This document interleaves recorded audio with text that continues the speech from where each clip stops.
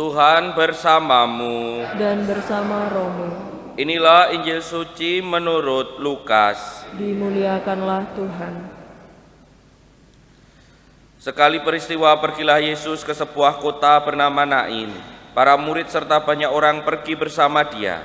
Ketika mendekati pintu gerbang kota, ada jenazah diusung keluar, yaitu anak lelaki tunggal seorang janda. Banyak orang kota menyertai janda tersebut. Melihat si janda, tergeraklah hati Yesus oleh belas kasih. Lalu ia berkata kepada si janda, "Jangan menangis." Dihampirinya usungan jenazah itu dan disentuhnya. Maka para pengusung berhenti. Yesus berkata, "Hai pemuda, aku berkata kepadamu, bangkitlah." Maka bangunlah pemuda itu, duduk dan mulai berbicara. Yesus lalu menyerahkannya kepada ibunya. Semua orang di situ ketakutan dan mereka memuliakan Allah sambil berkata, "Seorang nabi agung telah muncul di tengah-tengah kita dan Allah telah mengunjungi umatnya." Maka tersiarlah kabar tentang Yesus ke seluruh Yudea dan ke seluruh daerah sekitarnya. Demikianlah sabda Tuhan. Terpujilah Kristus. Pak Romo, Bruder, Suster, Bapak Ibu, dan saudara-saudari yang terkasih dalam Tuhan, setiap kali saya membaca kisah Yesus membangkitkan seorang pemuda di Nain, saya kemudian merasakan bahwa Allah atau Tuhan senantiasa memang menjaga kita dan menaruh belas kasih-Nya kepada kita. Mengapa begitu? Kisah Yesus membangkitkan pemuda di Nain ini sedikit dari mujizat Yesus tanpa ada permintaan sama sekali. Kalau mujizat yang lain biasanya ada yang datang meminta, kemudian Yesus seolah-olah menguji imannya, baru ketika imannya kuat terjadilah mujizat.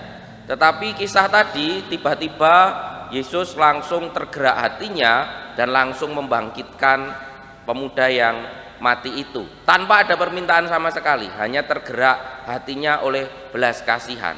Bagi saya, minimal itu bagi saya adalah ini sebagai sebuah kenyataan atau fakta bahwa Tuhan itu selalu melihat kita, selalu menjaga kita, selalu mengasihi kita. Kadangkala tanpa kita minta pun kita mendapat anugerah yang luar biasa. Kan seringkali dalam hidup kita mak bedunduk apa ya isi bahasa Indonesia ini, pokoknya mak bedunduk gitu aja, kita tidak minta apa-apa tetapi dapat anugerah yang besar. Dan itulah salah satu bukti bagaimana kemudian bahwa Allah senantiasa mengasihi, senantiasa siap memberikan apa yang dibutuhkan oleh kita. Lalu apakah kemudian kita tidak perlu meminta? Ya tidak juga.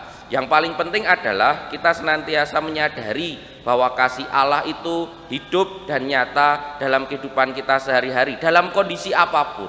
Dan untuk menyadari itu, Santo Yohanes Chrysostomus bisa menjadi teladan kita.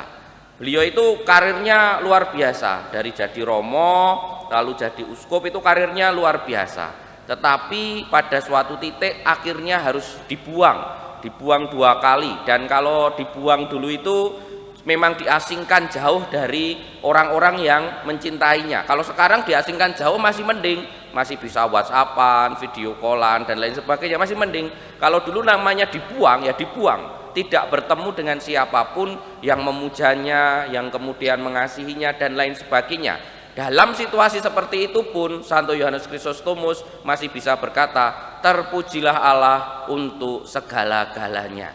Baik yang dia mendapatkan karunia maupun dalam masa pembuangan. Maka mari kita juga sebagai para pengikut Kristus berupaya terus-menerus menyadari kasih Allah dalam kehidupan kita sehari-hari. Sebuah dasar iman yang semoga menjadi milik kita semua, bahwa Allah senantiasa mengasihi kita, menjaga kita, melihat kita, siap menganugerahkan karunia yang besar, tetapi juga mengajak kita untuk bisa menyadari kasih-Nya juga mungkin di saat berat, di saat kita merasakan sebagai pengikut Kristus kok abot dan lain sebagainya, sehingga kita bisa menjadi pengikut Kristus yang sungguh menyadari kasih-Nya dalam hidup sehari-hari. Mari kita mohon kepada Tuhan, kita hening sejenak berdoa. Ya Tuhan, semoga kasih-Mu menjadi dasar hidupku dalam keseharianku. Kita hening sejenak.